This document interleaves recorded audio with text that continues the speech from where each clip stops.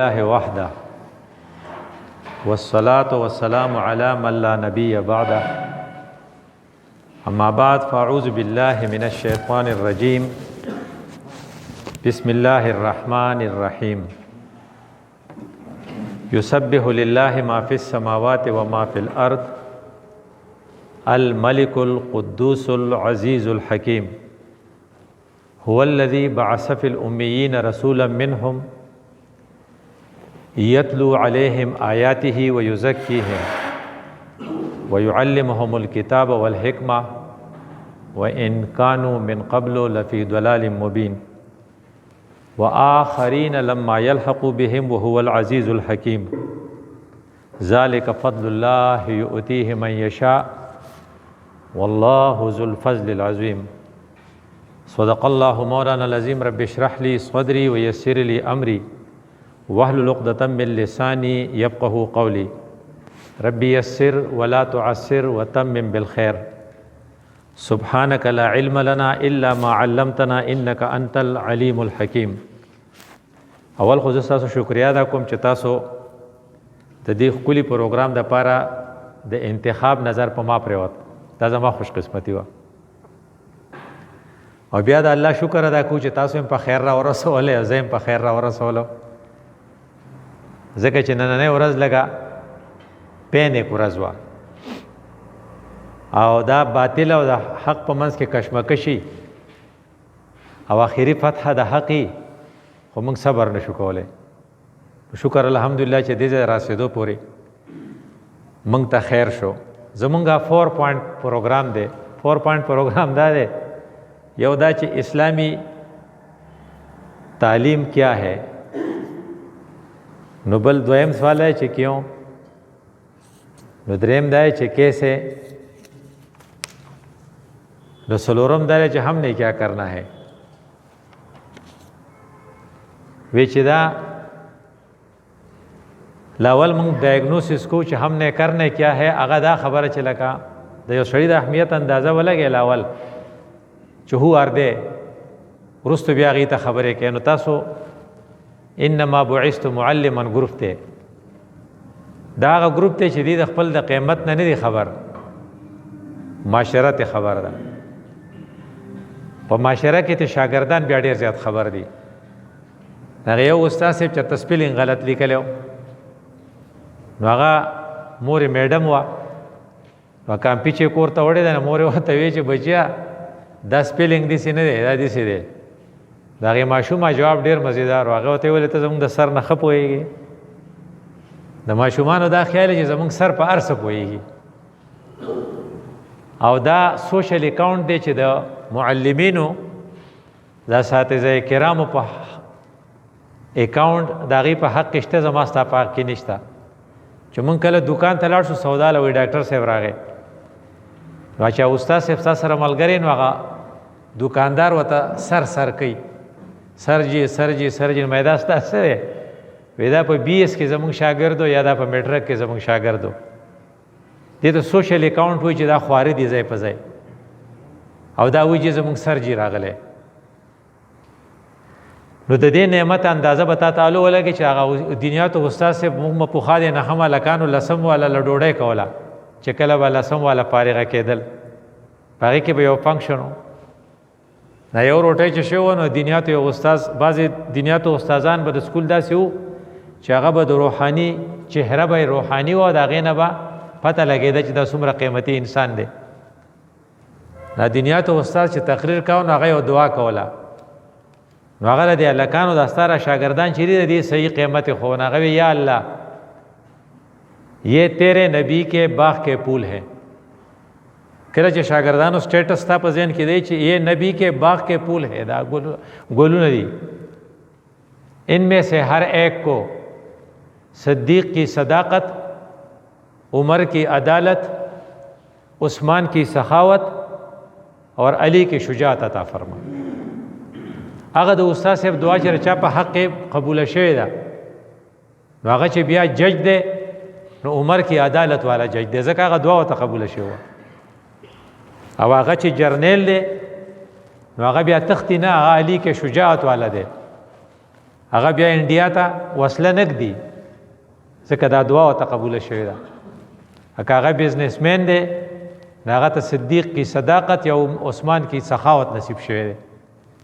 دا څومره ښه خلق چې ګرځي که نه دا د هغې د هر سکول او د هرې ادارې خپل د دنیا ته یو استازي او هغه د هغه په دوا کی. نو کومو خلقو چې دوا اخیستی ده نو دا څلور کیریکټر دي: صدیق کی صداقت، عمر کی عدالت، عثمان کی سخاوت اور علی کی شجاعت. اور اقبال رحمۃ اللہ علیہ په دې ښه پوهېدو نو سبق پر پڑھ صداقت کا، عدالت کا، شجاعت کا. هغه خو ځکه دا ویلو ځکه چې لیا جائے گا تو اس سے کام دنیا کی امامت کا. چې ستا په ذهن کې یو خبره دی چې دا کم کسان ماته ناست دي ان کو ایجوکیٹ کرنا ہے، لیکن یاد رکھیے ایجوکیشن صرف ایجوکیشن نہیں، صرف تعلیم نہیں، اسلامی تعلیم، صرف تربیت نہیں، اسلامی تربیت. ځکه دا هغه ونه ده کشجرتن طیبتن، دا هغه ونه ده چې دا طیبه ده، اصلها ثابت، د دې بیس مضبوط دی، و فرعها او د دې دغه چې دي دا څانګې چې دا خوري وري دي نو ټول عمر چېرته تاویږي نو مضبوطه دغه به نیسې، مضبوطه تانه به نیسې. یو کس نو هغه زمونږ د خفه شوی نو ما ته ویې په بله پارټۍ کې شامل شو. نو ما یې په څه پارټۍ کې شامل شو؟ نو وې دغه د شیرپاو دا پارټي چې وه په هغې کې څه وطن پارټي ورته په ورځو کې وې کو څه ورته وې. نو ما ورته ډېره کمزورې څانګه یې ونیوه، چېرته مضبوط شی به یې نیولی و چې لږ کلک شوی پسې. بعضې څانګې ډېرې کمزورې په یې پورې چې ونښلې ناسې به ارتاویږي نو مضبوط شاخ به نیسې بیا به نه ارتاویږي. وی چې نن سبا ته ګوره ستا سره چې کوم خلق دی ان کو آپ نے کیا دینا ہے. څلور خبرې دي ما تاسو ته څلور ویل چې څلور پوینټونه نه غیر چاپېره ګرځو. نمبر 1 اپنی رب کی معرفت، د خپل رب پیژنګلو ورته بخیو عظمت او معرفت. چې کله تا خپل شاګرد ته د رب معرفت وښو نو لومبنی ټارګېټ ته اچیو کو چې ستا په ذهن کې دی کہ میری ساری سروسز اور ساری ٹیچنگ کا مقصد یہ ہوگا کہ میں اس کے ذہن میں رب کی عظمت بیٹھاؤں. اور رب کی عظمت بیٹھانے کے لیے تو قرآن یو صورت پورا دے اور یو آیات پورا دے. په قرآن کې چې چا سوچ کړی که نه نه هغې دا سمرایز کړي دي. نو لکه صورت څه دی؟ قل هو الله احد دی، او دغه څه دی؟ آیات څه دی؟ آیات الکرسی ده. الله لا اله الا هو الحی القیوم. خدای پاک په خپل هم ژوندی دی، دا نور خلق هم هغه راټینګ کړي دي چې موږ به ټول ارتاو شو. که فرض کوئ د قیامت په ورځ به څه شی ختم شي؟ دوه څیزونه به ختمیږي. یو به ګریویټیشنل فورس ختمیږي. کله چې ګریویټیشنل فورس ختم شي نو خلق به الوزي. ځکه دا موږ دلته خو ځکه یو چې ځمکه موږ ځان ته راکاږي. نو هغه څه ورته وایي چې دغه چې دی غرونه چې دي کل فراشل دا را سره تاسو کل فراشل مبسوس. نو دا ولې ګریویټیشنل فورس به ختم شي او د قیامت په ورځ به دویم شی محبت ختم شي. نو محبت د مور او د زوی په منځ کې کنه یوم یفر المرء من اخیه و امه و ابیه. ولې ته هغه تختی خو محبت به ختم شي کنه. نو دوه څیزونه به ستا ختمیږي. نو د الله د عظمت لپاره یو یاد کرسی ده. د موسی علیه السلام دا خبرې ډېرې خوږې وې. نو موسی علیه السلام به د الله سره خبرې کوه ته کلیم الله وي. نو الله ته وی چې خدای پاک ته چرته وده کېږي. نو الله ورته وی چې موسی دا د شیشې دا ګیلاس والا ادا په لاس کې ونیسه دې ته مسلسل ګوره. نو که تا ته څوک وایي چې دې ته مسلسل ګوره نو بیا هغه کار ګراني. هسې چې ورته وایي مه ګوره نو بیا اساني، خو چې وایي چې ګوره نو بیا ګراني. نو موسی علیه السلام خو بهرحال بنده و نو چې کتلی دی جو خوب وله ورغلی جو ارتاو شوی دی ته. نو هغې موسی که زه وده شوم نو دا ځمکه اسمان ما راټینګ کړي دا به ارتاو شي ادا و بیا وران شي. الحی القیوم دا دی چې هغه دا نیولی دی سپورټ هغه ورکړی دی. نو چې د خدای عظمت د خپل شاګرد په ذهن کې کینې چې څومره لوی ذات دی ځکه دا هر څه یې راټینګ کړي دي. دویم نمبر کار چې دی هغه رسول کی محبت. ستا دویم ټارګېټ دا دی چې د پیغمبر محبت د هغه په ذهن کې کینې او د پیغمبر محبت چې د هغه په ذهن کې کیدي. ولې چا چې چا سره ښه کړي نو علم د هغه عزت کوي، د هغه سره مینه کوي. نو پیغمبر زموږ سره دومره ښه کړي یو خو موږ ته خدای ښوولی دی. بعضې خلق وایي دا منکرین حدیث دي. نو منکرین حدیث وایي موږ له قرآن پوره دی که نه. نو مې زه درنه تپوس کوم تا ته چا ویلي چې قرآن د خدای کتاب دی؟ وی رسول الله. نو مې د هغې نه خو ته موټ کړې نو چې ته خپل خپل په خپل ولیم وای چې حدیثو ته ضرورت نشته، هم په حدیثو کې دي چې دا د الله د کتاب دی، نو وای دا موږ له پوره دی، نو تعالی خو ځکه پوره دی چې د الله کتاب دی، او ځکه د الله کتاب دی چې پیغمبر ویلي، نو دای منه نور ته ضرورت نشته. نو یو خدا کہ اس نے ہمیں اللہ سے ہمارا تعارف کرایا، ادروائز چې موږ بس کول. او دویم نمبر دا چې هغه په موږ دوره مینو چې کله وفات کېدو نو په هغه وخت کې سړي سره خپل غمي، خو هغه سره زمون غمو. نو وی چې الله ته وی چې د ځن قدم څومره سخته چې به ما راوله خو چې هغې ته خیري. نو چې جبریل ته وی چې د مرګ فرشته چې راله، نو وی الله او رسول الله صلی الله علیه وسلم ته چې زما د امت پس کیږي، نو هغه وی چې دا خو نشم ویلې، وی چې زم چې د الله سره خبرو کوم طالب راشم، نو وی الله او ته بیا وی چې د هغه امت غم دې مکوا، وی چې رسول الله وی چې و زمانه سواله ابیا کمزور ترین طبقه وسره غمو. نو بیا سوي چې وما ملکت ایمانکم الصلاة یو خو تاسو مانځه خیال ساتئ، یو د خپلو چې کم خلق ستاسو د کنټرولي زیرې کنټرولي، هغه ستا بچي، ستا ښځه، ستاسو فقیران، ستاسو نوکران او ستاسو مزدوران، د هغو خیال ساتئ. نو دا احسان د باندې لګو چې تر خپل په شاګرد په زړه کې د محمد صلی الله علیه وسلم محبت پیدا کړي. دویم پوینټ. دریم نمبر پوینټ دا چې ته په خپلو شاګردانو کې همت پیدا کړي. همت دا چې د حالاتو سره به مقابله کې ټول عمر خو بساره گئی نه میلاویږي، او ټول عمر خو بسار په ناشته کې ټوس نه میلاویږي، او ټول عمر خو به ایسی نه، نو کله به سخت راځي نو چې سخت برداشت کې. او څلورم نمبر خبره دا ده چې کو پتا سخت راشي چې استعانت پیژنې. استعانت مطلب چې د الله نه مدد طلبول پای کې ممکن. نو څلور پوینټونه شو. نمبر 1 اللہ کی عظمت، نمبر 2 رسول اللہ کی محبت، نمبر 3 آپ کے اندر کی ہمت، اور نمبر 4 جو ہے اللہ سے استعانت جب حالات انفیوریبل ہو.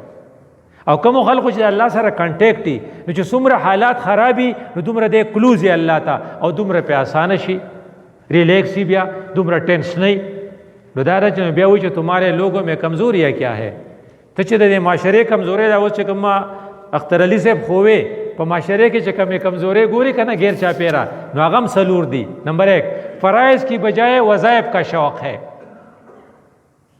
اور تا ته هیڅوک نه راځي چې ما ته خپل فریضه وخیا چې سار به سکول ته پسو زما، ما چټي به پسو کوما، تنخوا مې حرامه ده که حلاله ده، دا نه وایي. خو تا ته ویل مولوي صاحب ما ته یو وظیفه وښیه چې زما په امتحان کې دا بچي پاس شي.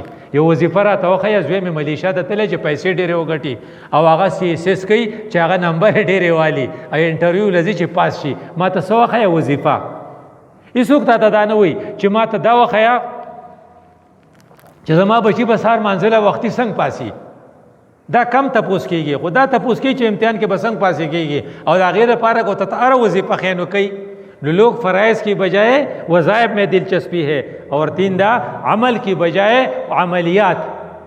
تاسو ګوره زه په تېره دغه لګېدلی چې دا صورت دوره پیري ووای نو دوره پیدا به وشي، نو چې دا آیات دوره پیدي ووای په دې فیسبوک باندې هم راځي، لکه چې لوگوں کی دلچسپیاں عملیات میں ہے، عمل میں نہیں ہے. اور ایک تیسرا پرابلم جو ہے وہ تعلیمات کی بجائے تعویذات. مالا به یو ښه تعویذ ونه کې وی لکه دلته ګڼه ده، وی ګڼه ځکه دلته یو سړی راښکاره شوی، وی څه وی تعویذ کوي او اقا ټقي، او وی دلته کې یو ښځه راښکاره شوې ده او هغه چې که نه هغه کوډې کوي او اقا ټقي، او د سړي نه په دم باندې دغه ګیټۍ موباسي، او د زړه اپریشن په آزاد کشمیر کې کوي په دم باندې. نو هغه خلق نو دې څه وی لوگوں کے اندر جہالت کیا ہے، وہ تعلیمات کی بجائے تعویذات کے پیچھے پڑے ہوئے ہیں. اور چوتھی بیماری جو یہ ہے معیار کی بجائے مقدار. وی 100 کسانو پکې، وی 1000 کسانو پکې، او وی 90 کسانو پکې، نو څوک هیڅوک پس نه پوهېدل، نه چې هغې ته غوږ یې خیو، نه پې پوهېدل چې دا څه وایي. خو 1000 کسانو که نه، وی 100 کسانو پکې، وی راؤنڈ اباؤٹ 50 to 60 کسانو تنظیم اساتذہ والو ټول گریٹ اسکالرز په خبره پوهېدل. آپ معیار کی بات کرتے ہیں کہ مقدار کی بات کرتے ہیں؟ نو هغه چې معیار کی بات قرآن دا وی چې که تاسو یو یې نو د 100 برابر به یې، که 100 یې نو د 200 برابر به یې. دا چې تا ته ویلي د 1000 برابر به یې، ځکه چې یو به د 10 کسو مقابله کوي، ځکه چې آپ معیار پہ یقین رکھیے، مقدار پہ یقین نه رکھیے. نو دا زما ستا ذمہواري ده. اوس دا چې که فرض کا تا ته موقع میلاو شوه نو د موقع نه به فایده لې. د فایدې اخیستو دپاره دا ده موږ ټارګټ ښوولی و چې ټارګټ دا دی چې تعلیم نه وي، اسلامي تعلیمات. تربیت نہیں اسلامی تربیت یہ آپ نے دینا ہے. دا هغې دپاره چې کوم ضروري شی دی هغه څه شی دی؟ هغه قرآن دی او حدیث دی. نو د قرآن دپاره خو موقع اپرچونټي به ګورې چېرې څه خبره وشوې. نو یو سرجن صاحب دی، نو هغه وی یاره دا اپریشن او دا کیس خو خراب دی. نو ما ورته وی موږ په اپریشن تیټر کې ما ورته مې په قرآن کې دي چې فاسألوا اهل الذکر ان کنتم لا تعلمون. که تاسو په اپریشن نه پوهېږئ نو د غټ سرجن نه تپوس وکئ. نو که ته په میتھس په یو سوال نه پوهېږي نو د هغې ښه میتھس سوال نه تپوس وکړه. نو که د فزیکس په څه خبر نه پوهېږي دا عام که دا حکم که نه. نو چې کله تا ته موقع میلاو شي او خلق تا ته غوږ یې درته ایښی دی ار اټینټیو او هغې خبره په هغې کې نه نوځي، نو بیا ورته خپله خبره وکړه لکه څنګه چې یوسف علیه السلام کړې وه. یوسف علیه السلام له خوا سړی راغلی وایي زه نه د خوب تپوس کوم. هغه وایي دی اوس اټینټیو دی. نو یوسف علیه السلام ته څه وایي؟ ارباب متفرقون خیر ام الله الواحد القهار. دا اوس خپله خبره پکې ورومنډه ځکه چې په دې موقع باندې نو ته چې کله په اسمبلی کې ولاړې او ماشومان ټول لاغلي تا ته ولاړې ته هم ولاړې نو هغې ته وریاد که که نه چې دا خلق چې دی که نه یوم یقوم الناس را سره وایې لرب العالمین. یو ورځ به په داسې اسمبلی کې مونږ الله ته ولاړ یو نو پکچر به راشي که نه. نو چې کله بیا ته ریزلټ راوټ شي نو بیا به صحیح وایي هلکه چې څوک پاس شي نو هغوی له به مونږ په ښي لاس کې ریزلټ کارډ ورکو او موږ تاسو ته نه وایو چې څوک پاس شوی څوک پیل شوی، خو چې چا له هم په ښي لاس کې ریزلټ کارډ ورکو نو هغه به هغې ټمین چې هغه پاس شوی. او چې چا له هم په چپ کې ورکو نو دې ته به بیا څه وایي؟ واما من اوتیه کتابه بیمینه. نو چې کوم سړی چې پاس شي نو هغه ماشوم بیا ټینګېږي، هغه به هر چا ته وایي هو ریزلټ کارډ مې وګوره. نو هو ریزلټ کارډ مې وګوره. نو میلمانه په قلاره نه پرېږدي چې میلمانه یې راشي وایي زما وایي څه دی د سر بچیه وایي ریزلټ دی. نو بیا ورته هغه وایي چې فیقولو هاؤم اقرؤوا کتابیه. نو د قرآن دا آیات د هغه ته په ذهن کې د انکارپوریټ کو ځکه چې د سچویشن مطابق ورته تا ووې واما من اوتیه کتابه بشماله فیقول یا لیتنی لم اوت ما کتابیه. نو وایي چې ته ورته وایې لکه څه چلو شو ستا؟ وایي ما خپل ریزلټ نه دی کتلی. نو وایي ټولو کتلی تا ولې نه یې کتلی؟ نو هغه وایي زما نه رول نمبر هېر دی. اکثر داسې وایي که نه زما نه رول نمبر نه هېر دی. نو هغه وایي چې ښه وایي چې ګوره که ده ته دا پته ولګي چې چا له په ښي لاس کې دغه ورکړي دی به پاسي او چې چا له په چپ لاس کې ورکړي دی به پیلي. نو د نیچرلی به دا ماشوم څه چل کوي؟ دی به د خپل چپ لاس شاته کوي چې په دې کې ډورانه کړي که نه.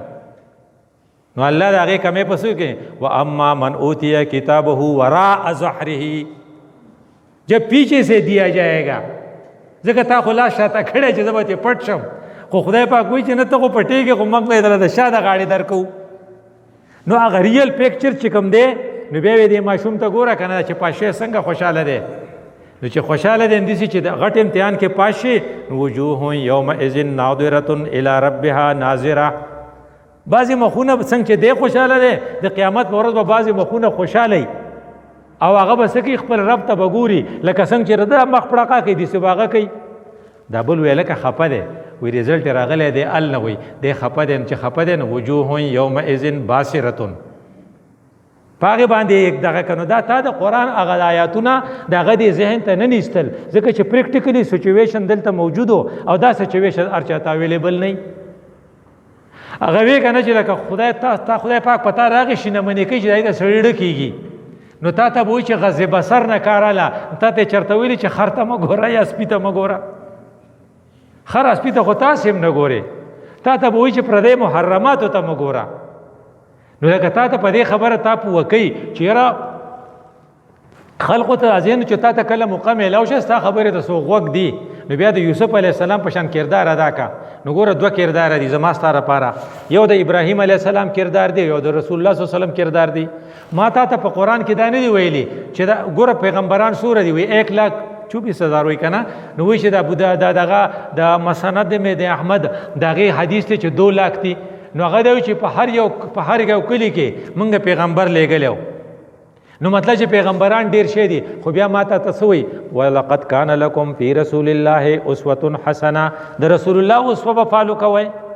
قد کانت لکم اسوة حسنه فی ابراهیم. صرف د دې 2 پیغمبرانو نوم دی. دا ولې د دې زندگی کمپلیټ تا لکه نوح علیه السلام باندې چې سیلاب راغی د هغې نه پس څه وشو هېڅ پته نه لګي. نو موسی علیه السلام باندې چې کله هغه راغله عراق هغه ته لاړه بیا څه وشو نو بیا هېڅ پته نه لګي. صرف رسول الله صلی الله علیه وسلم دی چې د بدر نه پس تر اخره پورې ټول ارس اویلیبل دی، او صرف ابراهیم علیه السلام دی چې د اور نه آزاد شو د هغې نه پس بیا چرته لاړ بیا په اخر کې څه وکړل. نو فل کمپلیټ سټوري اویلیبل ده. نو دا دواړه به کوی خو په دواړو کې لږ فرق دی. وی څنګه وی موسی ابراهیم علیه السلام ګریټ جاب ود ریپډ سپیډ کاو اسی د فویدو دپاره مثلا ګریټ جاب چې د خلقو په ذهن کې د توحید نظیره نه باسي. نو څه چرې وکړو؟ اول د پلار سره جنګ وکړو، بیا د مجره کې د خلقو سره وکړو چې تاسو څه کوئ، نو بیا د بادشاه سره جنګ راغی. نو چرته لاړ؟ نو ورته لاړ شو. خو د بادشاه سره د جنګ نه مخکې او دغه نه مخکې هغه څه وکړو؟ هغه بوتان یې مات کړل که نه. او دغه کار رسول الله صلی الله علیه وسلم هم کولی شو. په خانه کعبه کې څومره بوتان دا تاسو وایي 360 بوتان دي. رسول الله صلی الله علیه وسلم سره چې حضرت عمر صاحب ملګری شو او حضرت حمزه صاحب سره ملګری شو، نو ولې هغوی په دغه وخت باندې په دې خانه کعبه هم نه شوه کولی چې دا بوتان یې مات کړو؟ خدای ونه کړل. ذکر در رسول اللہ سیرت نہ پتہ دا لگی کہ حضور نے ساری توجہ ذہنوں پر دی اور وہ تعلیم کے ذریعے اس نے ذہنوں کو ہٹ کیا اور مسلسل بتوں کے برائیاں بیان کرتے رہے، کمزوریاں بیان کرتے رہے اور توحید کی خوبیاں بیان کرتے رہے. 23 سال بعد لوگوں کے ذہن میں یہ بات بیٹھ گئی کہ ایک ہی خدا سب کچھ کر سکتا ہے. تو لوگوں نے خود وہ بت رسول اللہ صلی اللہ علیہ وسلم نے فتح مکہ کے بعد خود وہ بت نکال کر باہر میں پھینک دیے. نو دا زما ستاره پاره سبق دی چې رسول الله صلی الله علیه وسلم د سیرت نه چې کومه پته لګي هغه دا چې یو ہیو ٹو ہٹ دا برین، آپ ذہنوں کو تبدیل کرے، ساری توجہ ذہنوں پر دے. وی مولانا مودودی څه کړي؟ وی هغه لټریچر راایستلی، بیا یو وقف ګروپ پیدا کړی، بیا د هغې ذهنونه والي دي، نه لوړې پسې نه دی راغستی. نو چې ستا په ذهن کې دی چې ذہنوں کو ہٹ کرنا اور ذہنوں میں بات بیٹھانا یہ میری ڈیوٹی ہے اور یہ رسول اللہ کی سنت ہے. لقد کان لکم فی رسول الله اسوة حسنه. نو چې کله ته ذهن بچې نو هغې دپاره به ستا دپاره فیلډ ته به بیا ګورې. لکه ما یو بل وی یو هلک پیل شوی دا ولې پیل شوی؟ وی دا ځکه پیل شوی چې ته د سلیبس کتابونه نه کتل دی چې به دغه ته تو لایبررۍ ته نو یا به اخبار کتو یا به رساله کته یا به خپل فیسبوک راړولی یا به کتو جو فیل شو. نو اٹ مینس چې آؤٹ آف سلیبس دی لګیاو. نو آؤٹ آف سلیبس چې څوک لګی که ځان ډېرو کړی نو هغه ته ګټه نشي میلیدلی. موږ خو ټول کړیږو. سهار زه پاسم نو کلینیک ته ځم، ته پاسې نو ټیویشن یې کې، دا بل چې پاسې نو کارخانې ته ځي، دا بل چې پاسې نو خپلې پټي ته ځي. نو دا ټول لګیا نه دي؟ نو دا ټول ونه کړېدل. نو الله وایي چې دا کړاو خو ستا دی، خو دا داسې کړاو نه دی. زه درته ښیم که نه قل هل ننبئکم بالاخسرین اعمالا الذین ضل سعیهم فی الحیات الدنیا. کم خلق چې د سلیبس نه بار کارونه کوي هغې ستړي خو څه ورته نه میلاویږي، سهار نه ماښام پورې لګیایي. وایي زه ولې حلال رزق نه ګټم؟ تا د اقامت دین دپاره څومره محنت کړی، تا د خلقو په ذهن کې د توحید نظریې کېنول دپاره څومره کړی. نو ته سهار راځې ماښام ځې صرف میتس پړاوې وایي دا مې دي. نو د میتس سره دننه د توحید نظریه تا د خپلو شاګردانو ته نیستلې ده. نو تا د رسول الله محبت د خلقو په ذهن کې پیدا کړی دی. نو تا په خلقو کې همت پیدا کړی دی. ستا په ذهن کې اسلامي تعلیم وکړو نو که دا نو نو که تا ورته فزکس اور کیمسٹری هر څومره ښوولي وہ یاد رکھیے گر فزکس اور کیمسٹری سے نہیں بنتے، گھر بنانے کے لیے آپ کو فزکس اور کیمسٹری کے بجائے سبجیکٹ تبدیل کرنا ہوگا. ناغه بل سبجیکٹ به ورته تخې، ورنه زمونږ د پبلک اسکولونه دی یا زمونږ د کالجونه دي انہوں نے بہترین ڈاکٹر پیدا کیے، بہترین اسکالر پیدا کیے، لیکن بہترین خاون، بہترین بیوی، بہترین باپ اور بہترین بیٹے پیدا نہیں کیے. وی بہترین بیٹا تھا تمام کو بہترین بیٹا گوری نو راشي چې زه راته وښیم. وی ابراهیم علیه السلام بہترین بیٹا دی او د هغه باپ سره بدترین باپ دی، ازر دی که نه. ازر څه چل کوي؟ بوتان جوړوي، بزنسمین دی، میلیونیر دی. هغه چې یو سړی بوت ته سجده کوي نو قیمتي دی، نو چې بوت جوړ کړي نو چې بیا خرڅي چا به څومره قیمتي. ته ویلی شي د هغې زمانې ګریټ پیر دی او په دغه باندې سپلایي کوي، نو د هغه امپورټ او ایکسپورټ دی د بوتانو. خو دا خپل بچی چې دی د خپل بابا ته وایي چې دا شی ستا غلط دی. نو هغه وایي ته خو زما ټوله اکانمي ډسټرب کې، دا ته څه ګډې وډې وای نو دا بهترین بیٹا دی نو بدترین پلار سره واسطه ده وہی د دنیا په باپوں میں سے بدترین باپ کون ہے ازر اور بہترین بیٹے نے کیا دریو خبروں باندې کمپرومائز نشتا نمبر 1 باپ کی محبت نمبر 2 باپ کی عزت نمبر 3 باپ کا ادب دا کو خرابی نمبر کے کو خی نمبر کے البتہ نمبر 4 اطاعت یہ مشروط ہے جب تک شریعت کے مطابق نہیں ہوگی آپ باپ کی بات نہیں مانیں گے نسوشو سلور خبری بیا رالی 3 باتیں غیر مشروط د خپل پلار عزت پکې اگر کا کافری د خپل پلار سره به مینه کوي اگر کا هغه بد عملی نو د خپل پلار سره ادب پکې اگر کا هغه بد عملی خو اطاعت پې نه کوي خبره به نه مني ځکه چې ابراهیم نه منله ابراهیم خپل بابا ته څه وایي یا ابتې لم تعبدو ما لا يسمع ولا يبصر یا ابتې ورته وایي باباجي نو بیا ورته وایي یا ابتې قد جاءني من العلم باباجي نو ګوره دا سوره د ادب خبره ورته کوي هلته د برې نه هغه اواز څه کوي یا بنیا هغه ورته څه وایي چې بچیا ته ما د بوتانو نه منې کې لئن لم تنتهي نو نمبر 100 لارجمنک زه به دې څه چلو کما زه به دې دغه کم سنګسار به دې کم نو سنګسار نه بل غټه سزا شته نو بیا ورته څه وایي دویم نمبر دا وایي چې زه به د خپل جایداد نه محرومه کم نو واحجرني ملیا د کور نه به مې وځي او زما په جایداد کې زما په دې میلیونز ان ټریلیونز کم ډالر چې زما سره دغه وخت دی په دې کې بس تا هیڅ څه نه نو په کار نه چې ابراهیم علیه السلام ورته چې په تندر یخ شي نه ورته څه وایي ساستغفر لك ربي انه كان بي حفيا باباجي ته خبره نه مانې زه به خدای ته سوال کوم چې تا ته معافي وکړي د دې نه پتہ ولګېدا چې آپ بہترین بیٹے بننا چاہتے ہیں تو ابراہیم سے طریقہ سیکھے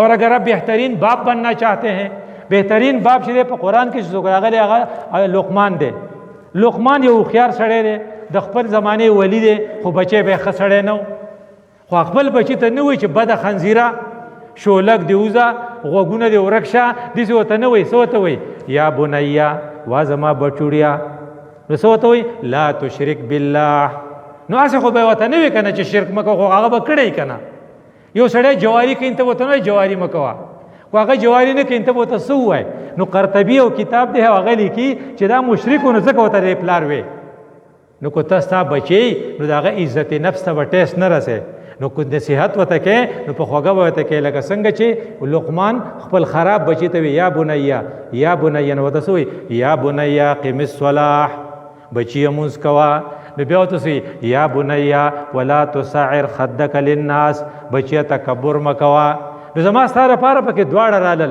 بینګ ا فادر به ته د ابراهیم علیه السلام د پلار هغه سره چې کومه رویه ده هغې ته به مو ګوري او که ته سنې نو بیا به د ابراهیم رویه که پادر نو د لقمان علیه السلام یا د لقمان هغې دغه ته رویې ته به ګوري دا تا ته قرآن ګایډلاین درکوي نو کوم خلق چې ځان کړی او ځان سټډي کوي خو د شریعت په لار کې د هغې څه کنټریبیوشن نه نو هغې آوټ آف کورس سټډي کوي د قیامت په ورځ باندې به پیپر کلیر نه کړی شي ځکه هل ننبئکم بالاخسرین اعمالا وی ته سار چېرته تللی زه هسپتال ته مریضان دې څومره کتل دوره اپریشن یې څومره کې د خدای د دین دپاره یې څومره کارونه کړي وی دا استاد صاحب یا دا ډاکټر صاحب څه کوي وی ته چې ټلیفون خپل ملګري ته وکړې ته ورته څه وایې په ټلیفون باندې موږ څه وایو څنګه یې ښی نو بیا چې وزګار نو بیا وایي نور څنګه یې نو بیا ورپسې بیا وایو کور کې خیر دی تا چا ویلي دي چېرې د سار مانځله دې بچي پاسي فجر کی نماز میں تمہارے بچوں کی تو خو به دا وایي چې جاب شته که نشته ته به دا وایي چېرې دغه دا سیټي واغست که ونه غستو ته به دا وایي چې انټرویو کې پاس شوه که نه ته به دا وایي چې په میث کې څومره نمبر راغلي خو که دا تا تپوس په ټلیفون چېرته کړي چې په فجر په مانځه کې ستاسو د کور حاضري څومره د هغې سره به اهمیت پیدا شي چې کله اهمیت پیدا شي بیا به یې کې لکه تاسو ورته ګوره یو استاز دی د سکول او هغه اهمیت پیدا کول غواړي خپل بچو ته څه وایي بچو چې زه عزیر علم که نه نو تاسو به ما ته لبیک نه وایئ تاسو به ما ته عزیر جناب نه وایئ او تاسو به ما ته یس سر نه وایئ ناواړو ته یې څه به راته وایو وایي تاسو به ما ته وایئ چې ایک چا چې یو مونځ پرون کړی تاسو به ما ته وایئ چې صفر چا چې یو مونځ پرون نه کړی چا چې 3 کړي نه ما ته وایي چې 3 او چې چا 5 کړي نه ما ته وایي چې 5 1 3 4 5 او 0 دا شپږ دي، دا نمبر به ما ته وایې. نو چې ته سکول وړو ته د خپلو شاګردانو ته روزانه دا ټیسټ څارې، نو نن تا ته وایي چې 0، نو چې سبا تا ته وایي چې 0، نو شرمېږي به نه، نو بله ورځ به وشر چې یو خو وکم که نه، چې ایک خو سبا ووایم که نه.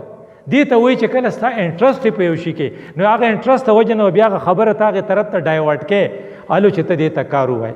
نو که فرض که ته نور کار کې، نو ته آؤٹ آف کورس سټډي کې. هل ننبئکم بالاخسرین اعمالا، څو پورې چې دې پکې دا نه انکارپوریټ کړي کې نه تشه په تنخواه او تشه په فزیکس او په کیمسټري ته ګټلی نه شي، دا پکې نه باسي. او دویم نمبر دا دی چې ته آؤٹ آف کورس سټډي نه کې، ته اولډ کورس ته پړاو کړی دی. وی اولډ کورس ته وایي وی نو کورس په اوله کې ولې پیل شو، وی دې خدای والي ته پته نه چې کورس بدل شوی دی، او هغه زاړه کتابونه یې کتل، نو سوالونه خو د نوي کورس نه راغلي وو، نو سلیبس بدل شوی دی، د سلیبس نه نو خبر. نو هغه کار څوک کوي؟ وی هغه عیسائی راهب کو. نو حضرت عمر صاحب ته وکتل، نو عیسائی راهب لګیو ځان ډېر کړوله، د هغې راهبان د عبادت ډېر ګراني. نو حضرت عمر صاحب ته وی اسې ځان وواجو دې سړي، او دې زوړ کورس ګوري. د ابراهیم د عیسی علیه السلام هغه دین چې دی هغه اولډ کورس دی، سلیبس بدل شوی دی. نو هغه څه وایي چې خدای پاک چې سلیبس بدلاو نه څه آیاتونه وي، څه زوام سره تاسو اکملت الیوم اکملت لکم دینکم واتممت علیکم نعمتی وردیت لکم الاسلام دینا. نو کورس چې بدل شو ته زوړ کورس کې، نو په زوړ کورس خو ته ګټه نشي کولی. نو څنګه راهبان څومره ځان ستړي کوي، خو کورس جوړ دی، نو ته به نوی کورس کې د هغې لپاره به ته ځان له ذهن جوړ کې. یوه خبره دا ده چې د خپلو بچو تعارف موږ د الله سره وکړو. دویمه دا چې موږ د رسول الله محبت د هغې په زړه کې پیدا کړو. دریمه دا چې په هغې کې همت پیدا کړو. او د ټولو نه غټ قیمتي شی چې دی آپ اس کو نمازی بنائیے. نمازی بنانے کے لیے سویمنگ کی مثال دے دیجیے. رسول الله صلی الله علیه وسلم نے سویمنگ کی مثال دی تھی. څه ویلو تاسو چې یو سړي د کور د مخې ته صحیح نهري اپای کې 15 پیرې لامبي دغه باندې به سپاتې شي، دا سویمنګ شو کنه. نو بیا ته ټرانکولیټي چې پتا باندې به سکون او اطمینان. نو رسول الله صلی الله علیه وسلم زما څه ډېر خوښ دي، وی قرة عیني فی الصلاة، زما د سترګو یخوالی په مانځه کې دی. نو چې بیا ته چې څنګه هغه طرف ته وایې چې هغه زیرې کې دی اغوستل، نو بل طرف ته ورته دا پازیټیو اسپیکټس وښیې، اب هغې کې هغه اس کو آپ نمازی بنانے. نو پھر هغې کې ایج ته به ګورې، نو مرو اولادکم بالصلاة، په 2 کالو چې نو ځان سره به جومات ته بیایي چې دی عادت شي. او ټول منځونه به ته په جومات کې نه کې، فرض به په جومات کې کې، او نفل او سنت په کور کې، چې د کور د ښځې د ماشومان دی ویني چې هغې فالو کوي. ځکه چې ماشومان د خپل پلار او د مور پیښې کوي، نو ستا پیښې به د مانځه په صورت کې کوي، نه به د مانځه سره عادت شي. نو کچھ نمازیں آپ گھر پر پڑھیے چې دینا هغې ته احتیاط شي. او که ستا د سکول ایڈمنسټریشن ستا په لاس کې، نو سکول میں نماز کا انتظام قائم کیجیے. نو که ته په 1 بجې چوټي کې، نو په کم په 1 بجې دلته مونځ وکړئ، نو بیا فارغ کا. ځکه دی چې خپلو کورونو ته ځي نو مونځ خو به تې شوی. نو بعضې خبرې داسې دي چې هغه د نیچر کې دي، هغې به ډیولپ کول غواړي. هغه نیچر څه دی؟ لکه صفائی. اس کو صفائی کا احساس دیجیے، دې ته تربیت وایي. نو صفائی کا احساس داسې چې هغه به بې ځایه توکي نه، نو چې کله هغه ته وایي چې خپل ځای په خپله پاکې، نو هغه ته بیا دا وایي که فرض که ډایننګ هالي ته وایي چې خپل پلیټ په خپله پاکې، نو بیا دا چې دوره کانه به په دې کې چې چاته خلاصولی شي، دې ته وایي صفائی کا اهتمام. اور دویمہ خبر دا کہ آپ اس کی بدن کا بھی خیال رکھیے. وہی بچوں کو بچپن سے محروم نہ کیجیے. د بچو خو شور خوان کوي، د هغو خو منډې خوان کوي، د هغې خو یو بل سره پرزول خوان کوي. نو رسول الله صلی الله علیه وسلم څه وایي بچو ته؟ وایي بچو کم یو په منډه راځئ چې کم ماله مخکې راغی، نو فلهو کذا و کذا، زه به له دا انعام ورکم. د هغې یو طرف ته کمپټیشن شو، او بل طرف ته آپ ان کی بدن کا بھی خیال رکھتے ہیں. نو هغې له ایکسرسائز ورکې، هغې له منډه ورکې چې هغه ایکټیو وي. نو د هغې یو طرف ته آپ اس کی بدن کا خیال رکھتے ہیں، دوسری طرف آپ اس کی روح کا خیال رکھتے ہیں، اور تیسری طرف اس کی انٹیلیجنس یا اس کی عقل کا خیال رکھتے ہیں. د عقل لپاره هغې ته مختلف قسم لا کویز کمپټیشن چې ورته وایي، او وایي چې د عقل ډیولپ شي. زما ستا په دې کې دا فرض دی چې د خپلو بچي چې د الله تعالی د طرف نه د نبی دغه د باغ پول دی او ما تا ته حواله کړي دي، نو زما ستا ذمہواری د دې نه نورم بڑھاویږي چې ہم نے ان کی تربیت بھی کرنے ہیں، ان کو تعلیم بھی دینا ہے، لیکن تعلیم بھی اسلامی دینا ہے، تربیت بھی اسلامی کرنی ہے. اور بچے واحد قوم ہے جو ہمیں سنتے ہیں. जो आपको सुनता है। इस दुनिया में कोई किसी को सुनता नहीं और सिर्फ बच्चे हैं जो आपको सुनते हैं, इसलिए आपको उनकी सुनने की इस अपॉर्चुनिटी से फ़ायदा उठाइए और अपने लिए दुनिया और आखिरत बनाइए। अक़ूलु क़ौली हाज़ा अस्तग़फ़िरुल्लाह ली व लकुम व लिसाइरिल मुस्लिमीन।